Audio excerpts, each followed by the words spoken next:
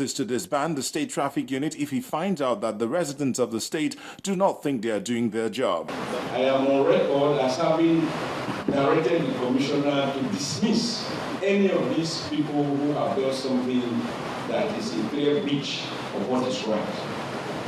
But let me see, if I were to find out that in the eyes of the average member of the public, that the traffic agency is seen more as a burden, even though I am not a military governor, I have some powers and I have the will to exercise those powers to disband that outfit.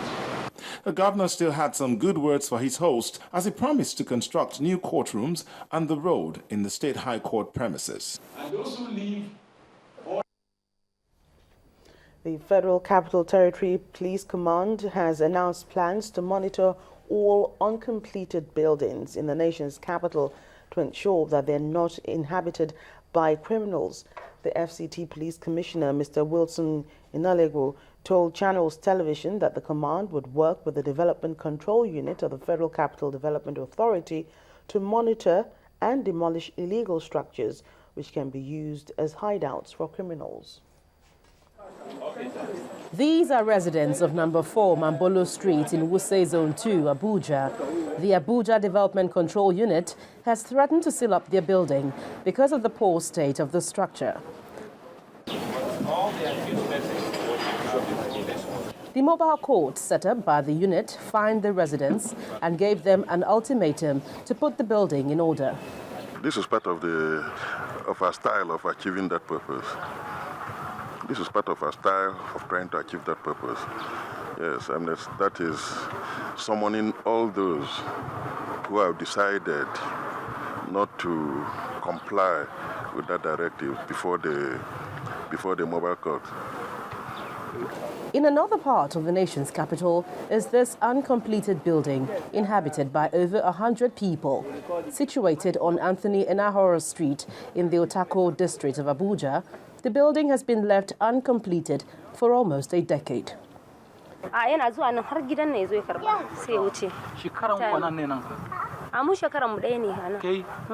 The Development Control Unit has threatened to demolish the building and similar ones because they pose security threat to the city. The unit will be working with the police to carry out the exercise. Yes, the FCT administration will look at the documentary we've met on this and take a decision. Like we told you, we were there just last week. That was when we directed them to leave within 1 week, just as they are complaining that they are yet to get a place to move. But we are still insisting that they have to leave. The FCT administration, the Department of Development Control, to take statistics of uncompleted buildings that are occupied. Who stays in those buildings? And so the things that we do, we go as a proactive measure to raid some of these places and find out the identity of people that are in those places. Despite the aesthetic advantage of buildings to the nation's capital, Abuja is littered with uncompleted buildings. The proposed cleanup exercise of uncompleted buildings will hopefully improve security in Abuja. When News Track returns after the break, it's business news, and treasury bills worth 114.40 billion naira is expected to mature this week. And on the international scene, Sierra Leone ends a 3-day lockdown to curtail the Ebola virus. Please join us again. Experience the action.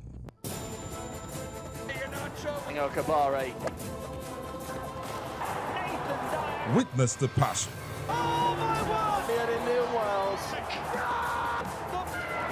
They've broken the deadlock. Feel the pain. But that's not the way. And share in the gains that come from your exciting world of sports on Channels Television. For the next 2 years, the Super Eagles. Sports this morning, 9:30 till 10, and Sports tonight, 9 till 10 p.m. Channel Sports, defining the moments of true sports.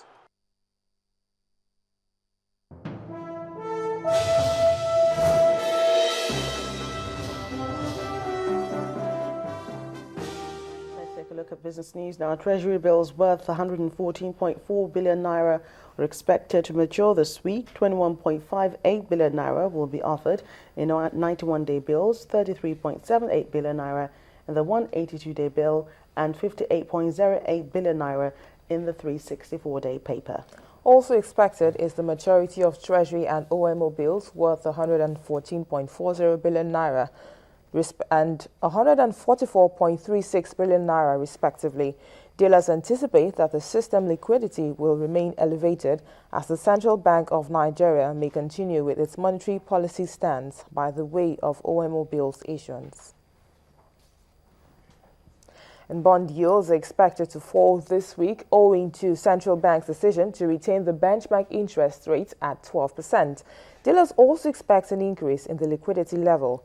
Nigerian bond yields rose by around 10 basis points on average last week, following profit taken by both offshore and local pension funds, following a fall in the price of oil and concerns on the naira. The local currency dropped by around 3% in the year-to-date, weakening to its lowest level in more than 3 months on Thursday due to demand pressure and dollar squeeze. At the bond auction on Wednesday, yields rose marginally on the 3-year paper to 11.49% from 11.12% at the previous auction. The 10-year tenor paper fetched 12.23% compared with 12.22% in August. Interbank lending rates eased to an average of 10.37% last week, compared with 10.62% a week earlier. Traders say the market closed with a surplus of about 200 billion naira in cash on Friday. The federal government sold 100 billion naira in 3-year, 10-year and 20-year bonds on Wednesday, while the central bank issued about 117 billion naira in new OMO treasury bills. The open buyback rate eased to 10.25% from 10.5%, 1.75 basis points below the central bank's benchmark rate of 12%. Overnight placements also dropped to 10.50% compared with the 10.75% the previous week. On the international scene now, Sierra Leone has ended a 3-day curfew aimed at containing the Ebola virus outbreak. Authorities declared the wide-ranging curfew, which ended at midnight on Sunday, a success, saying it will not be extended. Sierra Leone has been one of the countries worst affected by the outbreak, with more than 550 victims among the 2,600 deaths recorded so far. The World Health Organization says the Ebola outbreak in West Africa is the worst ever. Nigeria was affected by the virus between July and September following the importation of the disease into the country by a Liberian American, but has now been declared Ebola-free.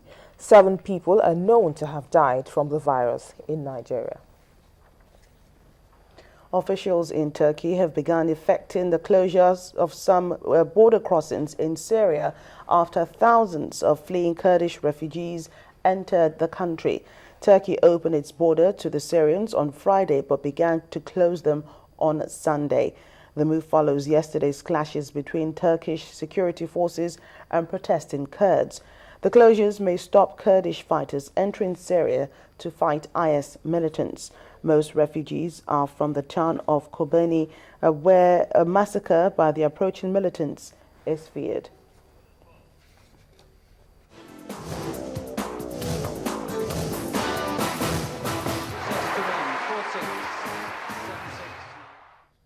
In sports news, Nigeria has recorded a second victory at the ongoing Africa T20 Division 2 World Qualifier in Benoni, South Africa.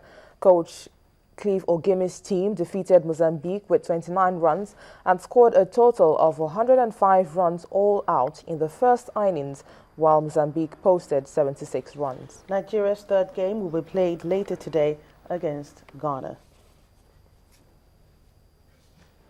Well, in the English Premier League, Manchester City manager Manuel Pellegrini has criticised Chelsea's defensive style after Sunday's 1-1 draw at the Etihad Stadium. Pellegrini told a news conference that City played 90 minutes against a small team, trying to do nothing but defend. Responding to Pellegrini's criticism, The Chelsea manager, Jose Mourinho, says many times the Chilean claims he doesn't speak about him or his team, but continues to do so. Andre Schürrle